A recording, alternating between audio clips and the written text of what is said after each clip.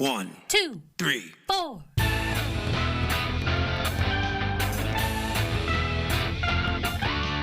Monster movie. Fun time, go! Monster movie. Fun time, go. Monster Movie. Fun time. Go! Monster movie. Fun time, go. With Precious D and Honeybee. Fun time, go! Ladies and gentlemen, boys and girls, friends and neighbors, welcome. Happy Thanksgiving. Happy Thanksgiving! We decided to do a Thanksgiving holiday special this year. You're welcome. You're also welcome for me not going with our first choice of movie. Yes, please. Tell the folks why. Tell us everything. Oh my God. I just did a quick... I had in my head this... I had a vague memory that there was some kind of killer turkey movie. Oh, and God. so I just do a quick search for Thanksgiving horror movies. And I find Thanksgiving. Sounds promising. It was so bad that I did not want to inflict it on you people. Because we're a monster movie podcast, not a bad movie podcast. Sometimes we happen to watch things that are bad, but it's not our goal to watch things that are bad. Sure. Unlike other things you may have listened to. So Thanksgiving was just so... everything about naked it in the beginning, but then not throughout. So the most gratuitous nudity I've ever seen in a movie, because it starts with a title card telling us moments after the first Thanksgiving, and then a close-up of some boobs, and this topless pilgrim woman is running through the countryside, running away from something. Oh yeah. But she's topless for no reason. It's just sort of hanging out of her cheap dime store pilgrim costume. For no reason. Absolutely no reason other than the director knew one person who was willing to show her boobs. And he wanted boobs in the movie. Who doesn't? Who doesn't want boobs? Because later in the movie, there is a sex scene where nothing is exposed because that actress was like, no. No, sir. So it would have actually made sense, though, in that scene. It still would have been kind of gratuitous, but it would have made sense. But she was like, nope. This movie is not... I don't know what her reason was. I don't know if she wasn't getting paid enough or if she's just opposed in general. I mean, she did agree to be in this shitty movie. But still. Well, maybe it was written that way. Maybe it was like, we'll show nipples when it's inappropriate, and then when it's appropriate, we won't show any nipples, and that'll keep the audience engaged. I guess. Because, this opening scene makes you think it's going to be that kind of movie throughout, and then it just refuses to be for the rest of the movie. You're like, come on! Where's the rest of the ninnies? And then the sequel is Thanksgiving 3. What? There is no 2. There is no Thanksgiving 2. Okay. The sequel is Thanksgiving 3. And it's in space. It starts out... I haven't watched the whole thing. It starts out with the same woman floating in outer space in a spacesuit that has holes cut in it so that her breasts are exposed. Oh my God. And I don't think I can make it through that movie. But I'm going to assume it's the same situation. That's hilarious. Also, and I hate to be objectifying, but I'm going to be, this woman's not particularly attractive. Boo! Boo that objectifying! I'm just saying, she's just willing to show her breasts. Boo your toxic beauty standards. I haven't seen the woman. Both of these things are on Tubi if you are foolish enough to watch them. But no, I said no, we're not going to, even though now I've talked for like 5 minutes about this piece of shit movie. I found another thing called Pilgrim, and I'm like, okay, this looks like maybe it's a little higher quality movie. Yeah, what year was Thanksgiving? Thanksgiving. Oh, by the way, Thanksgiving, the monster in Thanksgiving is a turkey, a puppet turkey that talks. Oh, good. It talks? Yes. Okay, I'm definitely going to put this on my Thanksgiving list. The first line in that opening scene is, nice tits bitch. No. Yeah. And then he kills her with a tomahawk. God. He kills her with a tomahawk.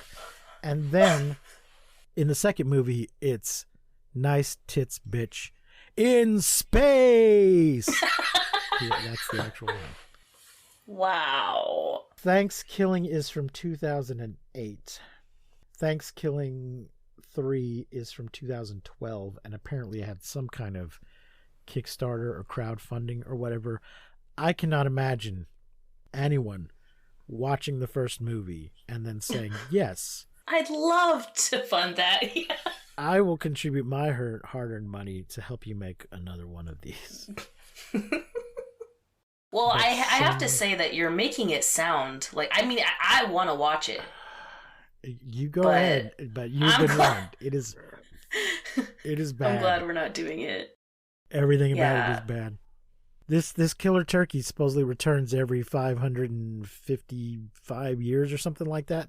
And I'm like, what are you talking about? How does it return? It could not have returned once yet if it started in the first Thanksgiving. And that's how often that's ridiculous. What do you mean? How would you know it returns when it's only been barely enough time for this to happen once?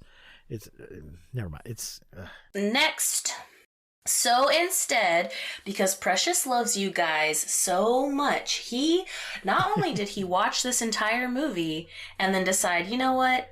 No way. I care about my little monsters too much. But then he watched a whole nother movie. So just so you guys know. He really cares about you guys. So I found Pilgrim, and then I found out it's part of a series, not a Pilgrim series, but it's on Hulu, folks. If you want to watch Pilgrim, it's on Hulu. It's part of a series called Into the Dark, but it's a series of movies. They're calling it a TV series, but it's a series of movies, an anthology. The idea is one every month based on the holiday of that month. Oh, okay. And so Pilgrim is actually from season 2, which ran from 2019 to 2021, it says. Wow. Yeah, I was glad we were doing something in 2019. I was like, dang, this is only a few years old. It started with Halloween 2019, so Pilgrim came out in November 2019. And it runs through March of 2021. Wow. And that holiday is spring full moon. That's that's not a proper holiday. So maybe next year we'll go back and watch Flesh and Blood, which was a Thanksgiving episode from the first season. Oh, cool. I don't have a full synopsis and I didn't take any notes. So we are winging it, a little bit of raw dog in it today, but it's a special episode, so, special. So I had no idea when I chose this that it was actually part of a larger thing. But there you go. It is directed by Marcus Dustin, story by Noah Feinberg, teleplay by Noah Feinberg and Marcus Dustin and Patrick Melton. It claims to be sort of a true story. As far as I can tell. I see why they said that, but I'll wait till the end of the movie to tell you. Well, it appears that the truth of it is just that one of the authors, I guess Noah, I'm guessing, because it's a story by, once had to participate in a rather awkward Thanksgiving that involved historical reenactors. Oh, okay. But I think all of the murder and cannibalism, I don't think is at all true. Lame. This is what you called inspired by true events. That a thing happened, and that gave me an idea for a totally different thing. Another movie that does this is, I don't know if you've seen it, but it's Tusk. It's a Kevin Smith movie. Mm-hmm. And at the beginning of the movie, it's like based on a true story. And then it's like this fucking weird, crazy, wild movie. And you're thinking like, what? This is based on a true story? But then when you like kind of research it, it's like, oh, we were doing this podcast and we had this idea. Like, wouldn't this be so crazy? And so because they had talked about it previously on a podcast, they were like, yeah, we could totally say that this is based on a true story. Because it's totally true that I told this story. Yeah. But it really adds to the movie. I think it adds to the movie because you're like, holy shit. Texas Chainsaw Massacre claims to be based on true events. Oh, yeah. It is not. Well, it is very loosely inspired by Ed Gein. So just the idea of somebody wearing someone else's face as a mask comes from Ed Gein having, made a skin suit out of other people's skin. But then all the rest of the details is just pulled out of their ass. It's not at all. They're very lotioned ass. Puts the lotion on the skin. That too. Okay, so Pilgrim. The cast is Rain Edwards as Cody, Kerr Smith as Shane, Beth Curry as Catherine. Is Catherine the? She's the neighbor. Is she the aunt? I think she's the neighbor and also the boyfriend's mom. Is Catherine? That's who. Right. She's not right. For some reason, I had the idea in my head she was her aunt, but yes, the boyfriend's mother is the aunt. She's not an aunt; she's a mother. Taj Spites is Finn. That's the boyfriend. Elsie Levesque is Patience. Another one of the Pilgrims. Yeah, she gave me the creeps. Tess Goss is Diane. Dana L. Wilson is Gina. Catherine Taylor Smith is Cody's mom. Did we see her? Yeah, we see her in a flashback. It's like a memory, and we don't really actually see her face. It's kind of blurred so that we understand that it's like the memory. So we see like her mom and dad fighting, but her face is like she like looks very far away, kind of like she's a little blurred out.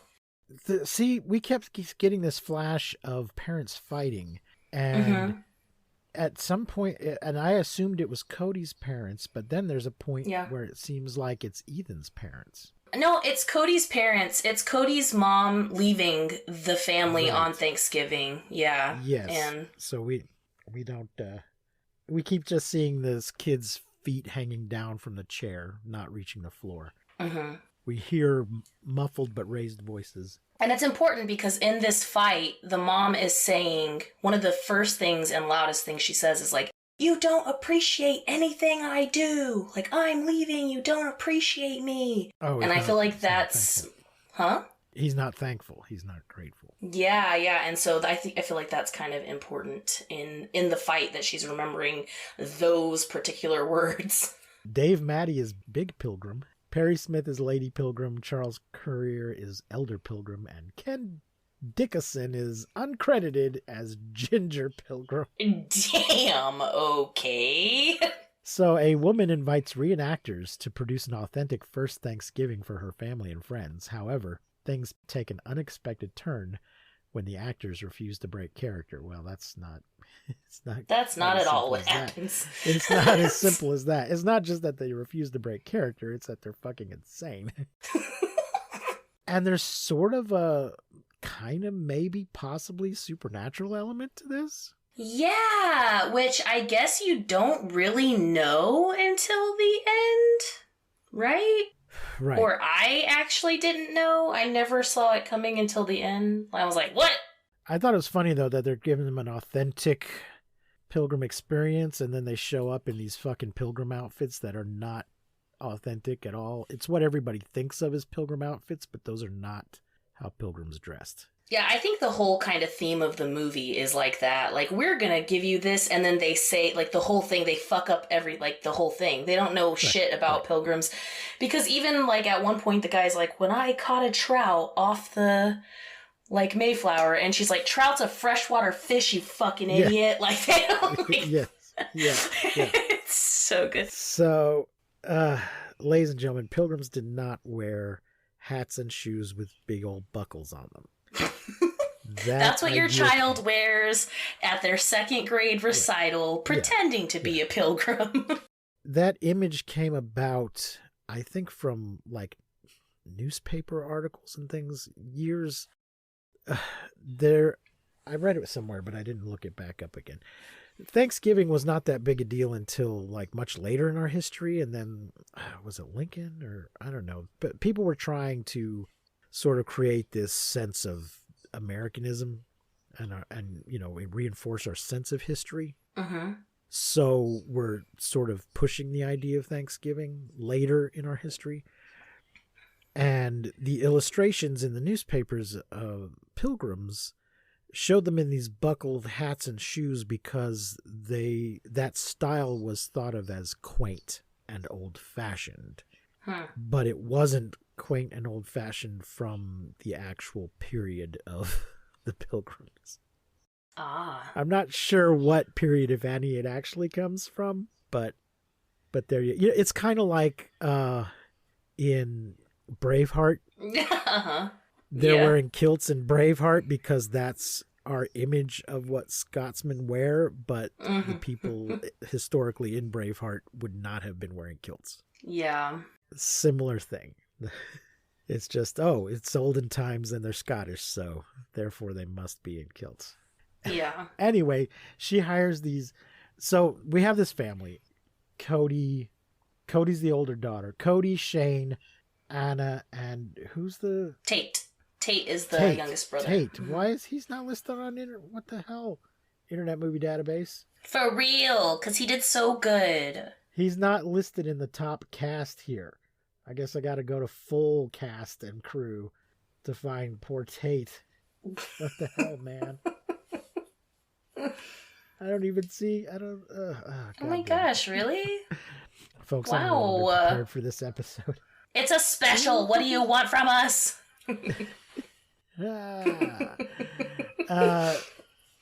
So we got Cody, Shane, Anna, and Tate. Tate is Antonio Raul Corbo. Shout out, Mr. Corbo. He did a great job. That is a very ethnic name. So this doesn't come up at all, but so they're a mixed family, though. Anna is the stepmother. She's also Tate's actual mother. Yes. So apparently, they're a mostly white family, but Cody is mixed. Her mother was black. It doesn't come up at all, but I don't know if they just like this actress or if they wanted to just make her visually different from the rest of the family, or just... Or maybe it's just like a normal ass family doing normal ass family shit. Yes, there's a lot of families like that these days. But I'm just saying, when you're casting a movie, that's a specific choice. I feel like they made that choice specifically because of the story and because of like what the story represents and like how we kind of process Thanksgiving as like, this Americanized version of what we think Thanksgiving is with the Pilgrims and the Indians and blah, blah, blah. And then we kind of have this character, who is like kind of standing up for what Thanksgiving really is. We see in like several different times that she's like, well, that's bullshit, or that's bullshit. It was actually this, She's so I feel like I feel like they did intentionally kind of like make this character. Right. I don't know. I feel like they wanted her to be black for a reason, and maybe I'm like looking too far into it or whatever, but I feel like it was symbolic.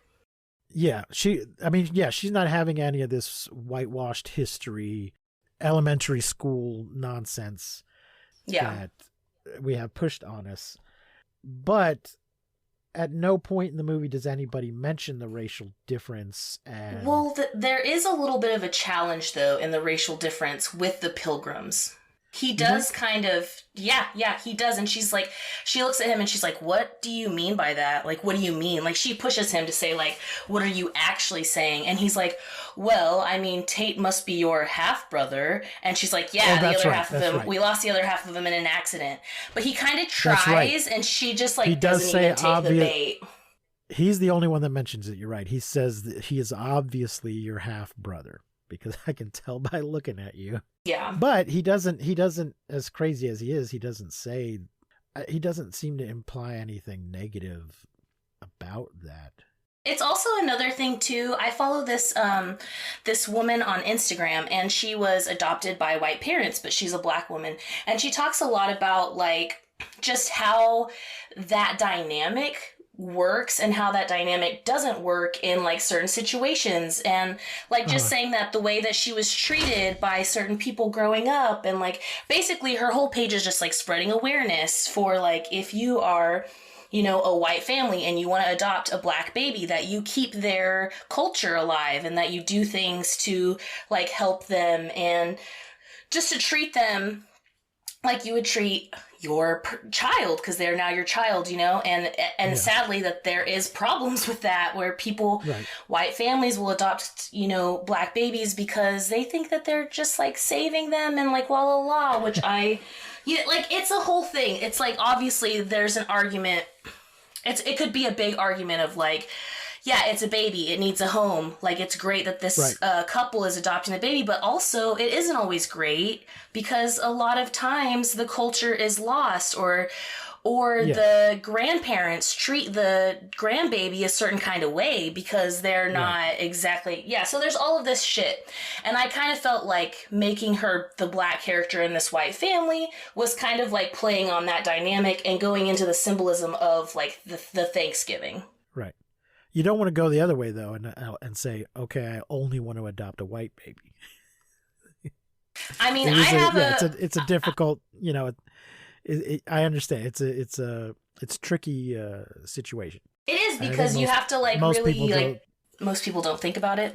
No, I was going to say most people probably, well, I don't know about most. A lot of people just want whatever baby's available. Yeah, of course. What do you got? Yeah, yeah, exactly. And I think that that's part of the education of like this particular woman's page is like, she's like, sometimes you need to know like, oh, okay, like I'm getting this child from China. Okay, what do I need to do as a parent to like keep this culture and to like help my baby like in society be a human, but still like have a part of who they are and la la la la la la, you know? Yeah. So anyways, she wasn't adopted. She's not adopted, but her stepmother is white. So here's the thing though. Cody rather, is, I think they went maybe just a smidge too far with the bitchiness. I do not think so. I disagree 1,000%. I found her a little bit unsympathetic because she's just so negative. I mean, she's good with Tate. She just seems to really hate her stepmother, and it doesn't seem quite justified. I don't know. I disagree. Well, I think the stepmother seems to be trying, and I mean, the reason she's brought these historical reenactors in is because she's trying to bring the family together. She understands that there is a rift in the family, and she wants them to be a whole family. And she thinks that if we go this extra step in our Thanksgiving celebration and learn to appreciate what we have now and how things were back then, that this will bring us together. And it kind of does. Yeah. But not in a way. They lose a member along the way. Yeah, I think that Cody is supposed to look like this. Like, I feel like all of it, this is I had so much anxiety watching these parts of the movie because there's a lot of moments where Cody is literally just being herself. She doesn't owe shit to anybody. She's a kid. Her mom left. Like, this is a stepmom. Like, I feel like her being quote unquote like bitchy, they kind of like play these moments, right, where she could come across that way, or she comes across that way to her parents. But the reality is that if they would just sit down and communicate and talk, and they knew how Cody felt, and they did all of these things, they wouldn't need this Thanksgiving celebration bullshit. Cody is acting this way. Like, any teenager, anybody, any kid who is acting out or acting in a certain way probably just needs to be loved and needs to be held, and space needs to be held for that teenager. And if that was a thing that could have happened, it may be differently, but they never respect her. They're always talking about how rude she is, because they see it as bitchy too, but it isn't. I just see it so differently. And watching it, it's just like, I don't know. I feel like she's a teenager. They do not listen to her. No, they don't respect her. We don't know. Oh, actually, we don't know exactly how old she is, but she's in college. Okay, well, still, that's even worse. That's even worse. She's an adult. So then treat her like a fucking adult and not like some like little kid. They have this issue. Somehow it comes up that she's been skipping class. And so the father's annoyed because he's paying all this money for the college. Mm-hmm. But then she's like, well, I didn't ask you to do that. I'm like, well, I know you didn't, but Right, but that's the thing is like that right there. Yeah. Perfect example is she didn't ask for it. She doesn't want to go to this school. Her father is so obsessed with business that he is pushing her to go to this like great school and la la la la. And she didn't ask for it. Maybe she wants to do something different. Maybe she wants to like whatever, but they never give her that opportunity. It's always like she's just a shitty kid or like just bitchy and blah blah blah. Another example of this that I really just made me fucking cringe is when the Pilgrim, like Ethan comes in and he kisses the mother's hand, and then he goes and he grabs Cody's hand and he goes to kiss her hand, and she pulls away and says, "No, thank you, none of that, please." And they're like, "Don't be fucking rude." And I'm like, oh my God, that pisses me off so much because it's okay to not want a stranger to kiss you in any way or to kiss your hand. But this is like the whole dynamic around Cody is like everything she does, they think it's disrespectful. They think it's rude. They think don't be rude. Don't be this, act this way. And it's bullshit. And that's why she is acting the way she is. And I feel like she is every fucking right. I didn't think she was too bitchy. I felt like the parents could be like, just listen to her if they just communicated and like sat and looked her in the eyes and like, but it was none of that. And I just feel like maybe I experienced this a lot as a kid or like experienced this like, because it was like it was making me so anxious. The movie, like people die, there's blood. It's like a crazy, scary movie. And the things that like really made me the most anxious was like no one respecting this little girl and her boundaries and what she is saying. Not a single adult, not a single anyone. It was just like killing me inside. The hand kiss did, because it wasn't just that he, brushed his lips. He lingered a bit on the mother's hand. Which is not the proper. First of all, I don't think that's a Pilgrim thing.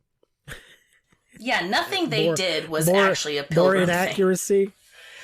But, in whatever period in society where that's the appropriate thing to do, you're just supposed to just sort of brush, not linger and slobber on the hand, which is kind of what he does. So, yeah, she's absolutely like, no, thank you. Did they have like a pre-Thanksgiving turkey? Because there's a wishbone. Mm-hmm. Yes. Where was the wishbone from? Were they having a pre-Thanksgiving turkey, or was it just a chicken? They were having a dinner. So I don't know what the. Maybe it was just a chicken. Maybe. This is where the supernatural element comes in. She's announced that this thing is happening, but they haven't shown up yet. Mm-hmm. There was also some kind of party pre-Thanksgiving. An HOA party. What is HOA? It's the honor or something. It's for the neighborhoods. Like the rich neighborhood people. Yeah. Homeowners Association. Mm-hmm. Homeowners Association is having a party. Okay. Or they're having a meeting. They're supposed to be having a meeting. Yeah. And some of the women are being really bitchy about that. I kind of felt bad for the stepmother. I mean, she was also a little bitchy, but... I did not. These women are talking about her behind her back about how at least his first wife didn't try so hard. She's put on a fairly nice party, and they're just criticizing her for trying too hard. Yeah, that's just bitches. That's just like women, like, haters gonna hate. Haters gonna hate. Cody overhears this, but doesn't, feel any sympathy for her about it. I mean, I understand, her mother left, and now this new one. We don't really have any detail about how the second marriage happened. Mm-hmm. Or how quickly it happened. But we do hear the mother say at one point, "Do you think she thinks it's my fault?" Which leads me to believe that there was an affair. Possibly, but we don't have enough information to be sure. Mm-hmm. But based on how old she is and how old Tate is, it's hard to say how long. It depends on how quickly they had Tate after they. I don't know. Anyway, my point was, though, that there's a wishbone. When you need mealtime inspiration, it's worth shopping Kroger, where you'll find over 30,000 mouth-watering choices that excite your inner foodie. And no matter what tasty choice you make, you'll enjoy our everyday low prices, plus extra ways to save, like digital coupons worth over $600 each week. You can also save up to $1 off per gallon at the pump with fuel points. More savings and more inspiring flavors make shopping Kroger worth it every time. Kroger, fresh for everyone. Fuel restrictions apply. They're having dinner. They're arguing. They're bickering. But there's a wishbone. And she and Tate's never heard of this before. She and Tate break the wishbone and she gets the bigger half. And her wish is that this whole Pilgrim thing will backfire on her stepmother. Mm-hmm. And her wish comes true. Yeah. Oopsie. And the thing is, at the very end, I'm going to jump ahead here. At the very end of the movie, when the bad guy is finally vanquished, his hand falls open and the wishbone falls out. Yeah, and he says to her, "Isn't this what you wished? Didn't you wish for this?" Yes, which implies that this was all something actually not just psychopaths, but something actually supernatural. But through most of the movie, it just seems like natural psychotic people doing bad things, not spirits or demons or something. Yeah. So yeah, there's a scene where Cody and her boyfriend are like looking for these like Pilgrim people, like looking for the company like on Facebook or like on the internet so they can like read about it, and they can't find anything. Like they can't find anything on it at all. The mom did say that she found them online. Mm-hmm. So maybe she found a real thing online, but then after she made the wish, these the fake thing happened. Ones sort of took over. Like the next day, the real actors show up and they're like, "We're so sorry, we're late. Our car broke down on the way here. We tried to call you. We couldn't get through." But that doesn't happen. Anyway, this guy, so Ethan and Prudence show up at the door. Hi, we're the reenactors. Patience. Stay Patience, yeah. They stay very much in character. Patience apparently is going to go stay with at Catherine's. They've shown up early. They were expecting them on Thanksgiving. They've shown up a day or two early. Patience is going to go do dinner for Catherine. Uh-huh. And Ethan's going to stay with them for a couple days. And she's like, oh, you're staying here? Okay, sure. It's like, well, I need time to prepare to get ready. And basically Ethan's function or his psychosis or whatever is to find people who are not properly thankful, not properly grateful for what they have, who don't appreciate what they have, and then to take it from them so that they know and will appreciate. They'll know what they've lost and they will appreciate what they had. Fucking crazy ass. And there's a scene where he's talking to Tate and trying to explain the idea of gratitude to Tate, and Tate seems to get it. And then he's like, "Oh, thank you, Lord. I didn't have to take everything away from this one to teach him." Exactly. So go fuck yourself. It does seem like he's done this before. This is another thing that doesn't quite make sense. So if they are some just supernatural respond to this wish, he does seem like he's basically a cult leader who has done this before. He's definitely done it before. I feel like all of them have. Like, this is a thing. Yeah. So Prudence. Patience. Wrong Temperance. Patience kills Catherine and Catherine's son, the boyfriend, and then comes over to the other house. It's like, all right, I got rid of those people. Let me help out over here. Yeah. I don't remember what and he starts like building things out in the yard and just generally being weird and creeping out Cody. He's really kind of creeping out everybody, but Anna doesn't want to admit this might have been a mistake. Mm-hmm. So And Cody, at every single turn, Cody is like, this is wrong. No, stay the fuck away from my little brother. Like, why are you alone with him? Why are you building shit in my yard? Like, she is on top of it, on everything. Yeah. But she's just too bitchy for anyone to realize. Yeah. I don't know. I think it's just a slight, I mean, it's not that I wasn't at all sympathetic to her. I just think a slight adjustment might have made her a little more sympathetic. I thought she was perfect. Except for Tate. She just seems to have a negative attitude toward, well, and I guess her boyfriend, just have such a negative attitude towards everybody all the time. Because they don't listen to her all the time. But I mean, she never, we know we're watching a horror movie and that these pilgrims are going to turn out badly, but she doesn't give it a chance at all. Because it's like automatically, like, I don't know. It just feels like automatically it's like red flag, red flag, red flag. And she's like the only person who's like, red flag, red flag, red flag. Yeah. I don't know. I just, I don't know. I think... I don't know when the last time you like hung around like a young, like teenage girl or like college student, but this is very accurate. So they're all kind of bitchy. Well, I mean, it's just because, like, it's hard, dude. Like, it's hard being, first of all, a young woman. It's really hard to be a young black woman. But then for, like, everyone around you to treat you like just second class, like, not even because of that, but just because you're, like, I just feel like no one gives a shit about her feelings. Like, no one wants to listen to her. Everyone's so involved and so wrapped up in their own shit. And as a parent, like, you gotta, like, have a little bit of space and a little bit of room for, like, your kid to be right or to have ideas that are right or to anything. And they just never give that to her.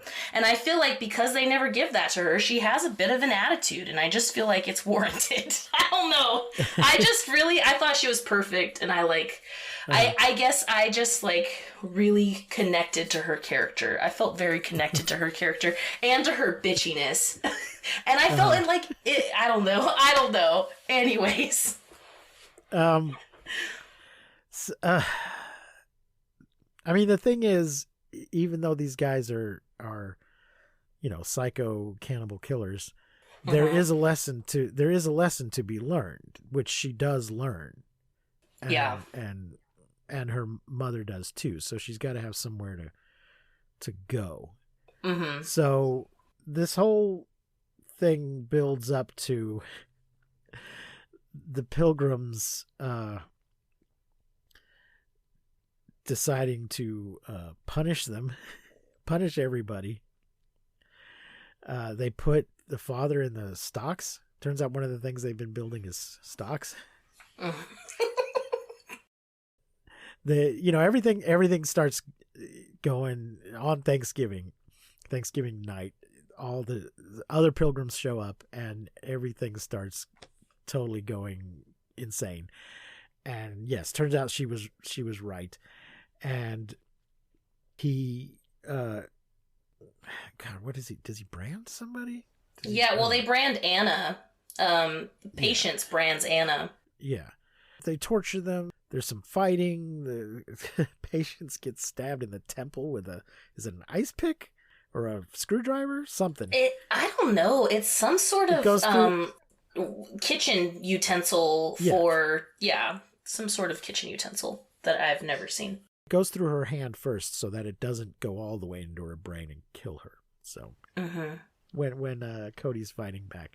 Anyway, ultimately they end up killing and cooking Shane. But they had established earlier on that there's some kinds of cherries that are poisonous. Mm-hmm. I meant to look this up. Yeah, the ones with the green stems. Which I was like, isn't every stem green? I mean... some of them are brown. Some of them... eating just 3 to 4 pits of a morello cherry or 7 to 9 pits of red or black cherries may lead to cyanide toxicity? Yeah, that's what's happening. Can you eat wild cherries? Are they most... poisonous wild cherry? I don't know. Anyway, she ends up when they're being forced to help prepare the meal. Which is her dad. The meal is her dad. Cody ends up putting some of the poisons. They had gone cherry picking. Ethan and Tate had gone cherry picking a day or two beforehand, and she puts some of the poisonous cherries in the cherry sauce or whatever that's being made. So all the pilgrims start vomiting violently at the dinner table. And like blood coming out of their eyes. I think that's like why they were trying to be like, it's cyanide. Look at this. Yeah, they do the thing where they take the tray off, the lid off the tray, and the dad's head is under there. Mm-hmm. And, I guess they've cooked his rib cage, his torso. Mm-hmm. Mm-hmm. They burnt it. It looks really burnt. Geez, Louise. Yeah. Medium rare next time. Ethan figures out what's happening and induces vomiting in himself to try and stem off the poison. And there's a big fight. Oh, but she does at one point at the table before everybody starts dying.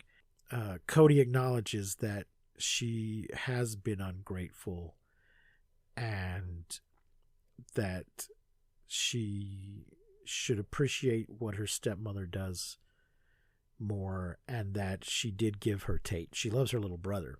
Yeah. So without the stepmother, she wouldn't have this little brother. And she acknowledges the general work that the stepmother does, taking care of the family. And I can't remember what the stepmother does she say some?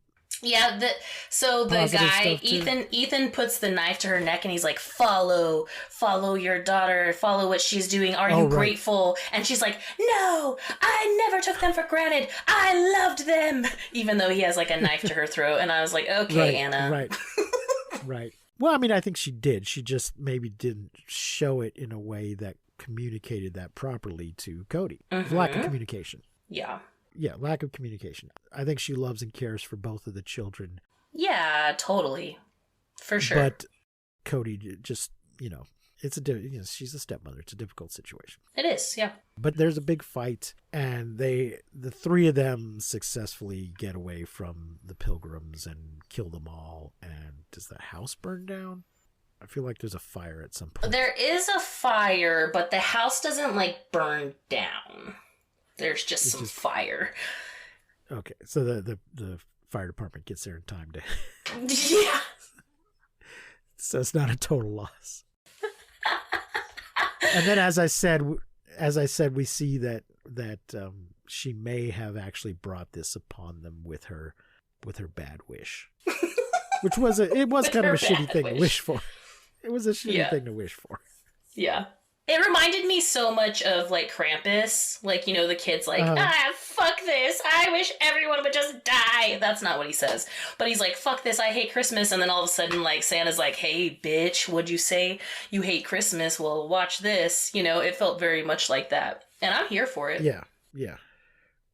So yeah, it's it made me curious to watch some more of these movies. Of course, they're all directed by different people and written by different people, so I have no idea what the quality of any of the rest of them are. Mm-hmm. But it did certainly make me curious. So it is on Hulu. Yes. I gotta say, I did enjoy it. Mm-hmm. I recommend it. Honeybee, did you?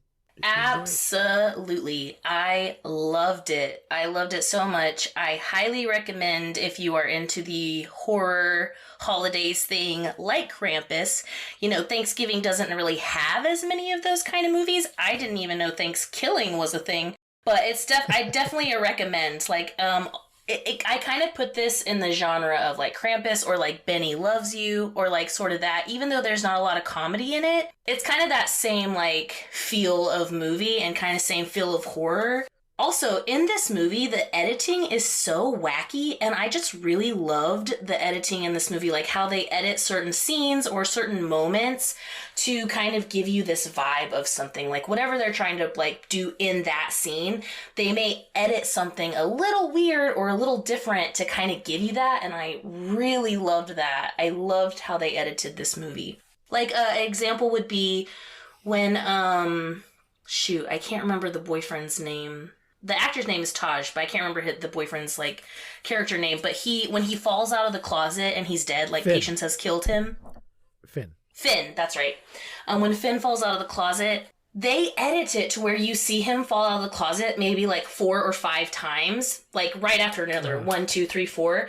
But the way that so that you're seeing it in kind of this like different, I can't even really explain it, but you see him fall out. The screen kind of goes like a blue-gray, and then you see him fall like 4 times, and they do this edit where they're showing him and then showing Cody and like her reaction back and forth, and it's so cool. I really love that, and they do it throughout the whole film, so it's really neat. I really liked that about it. I thought it was something like kooky, but that added to the like creepiness. You know what I mean? Yeah. Taj also, I thought this was interesting. He also looks like he's mixed race, but we never see what his father looks like. Mm-hmm. Wah wah.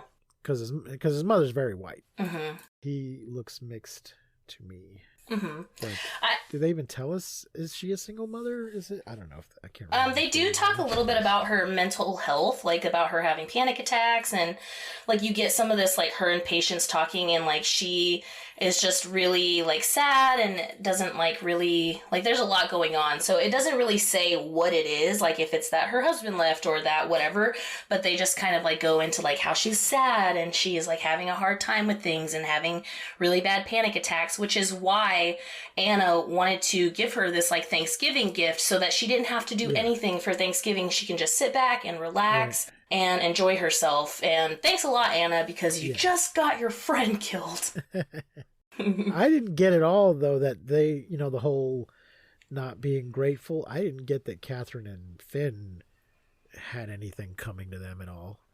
They didn't seem ungrateful. I really think that it's just like kind of symbolic of like us pushing this like Thanksgiving, Pilgrims and Indians and la la la la, and everyone got along, and it was so, and I felt like this was kind of the symbolism of like, that's really not what happened, and just to like really show you that we're gonna put some shit in here, like the Jesus shit was like a little much for me, how they were like, do you know what I mean? Like how he was like reading things out of the Bible to Tate, like alone. And then where like he's like, when he talks to, I guess, to God, whenever he's like, oh, I don't have to take everything away from this. It kind of feels like, is it like symbolism for like people coming over here or like people like pushing their religion? I mean, they're pilgrims. They left England because of their religion was being persecuted over there.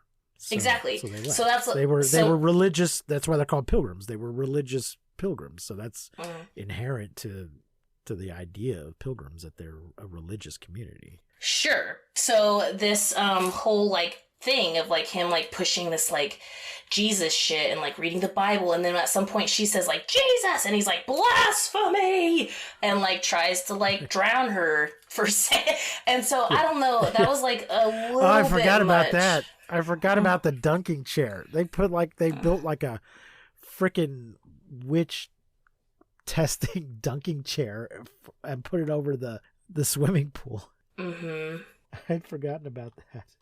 That's how they tortured her. I was trying to remember how they tortured her. Yep. A cucking stool apparently is the name for that. Oh. That is not what I thought that was. Chairs formerly used for punishment of disorderly women, scolds, and dishonest tradesmen in England and Scotland. Yeah, he built a lot of shit in that backyard over a couple of days. So, crazy shit. Crazy. How many stars are you going to give Pilgrim? I'm gonna say 5 stars from me. Wow. I loved it. Yeah, I really loved it. I will watch it again and again. It is going to be a Thanksgiving staple for me. I don't really celebrate Thanksgiving or like the holidays in general. Oh, I do. I celebrate the shit out of Thanksgiving. Yeah. I remember how upset you were like when people were like doing Christmas stuff. You're like, give me my Thanksgiving first. Yeah, just cool at Christmas. I saw the greatest meme. You know those big inflatable figures that you put in your front yard? Oh, yeah. Mm-hmm. Somebody had put a turkey, a Santa Claus, like face down, with a big inflatable turkey sitting on top of him, Oh! holding a sign that said, "Wait your turn, fat man." Oh my God, that's hilarious. Oh, that's funny. Wait your turn, fat man. Yeah. Oh, look, man. I love Halloween. And I'm okay with celebrating Halloween all month long, as listeners to this show Like you are do. aware. But I don't need Halloween to start before October 1st, because I was seeing Halloween candy in the stores in September. Mm-hmm. And Consumerism. I don't want Christmas, and I do not want Christmas to start until December 1st. I don't want to see Christmas commercials or Christmas movies. I don't want to hear Christmas carols in the store. I don't want to hear any of that shit until December 1st, because I fucking love Christmas, but I don't want to hear about it until December 1st. I hate Christmas. Let Thanksgiving have November. I want that turkey day. Ugh. Not that I give a shit particularly about pilgrims. Right, totally. But I enjoy... You enjoy your American Thanksgiving. Big ass turkey meal with my family is what I like.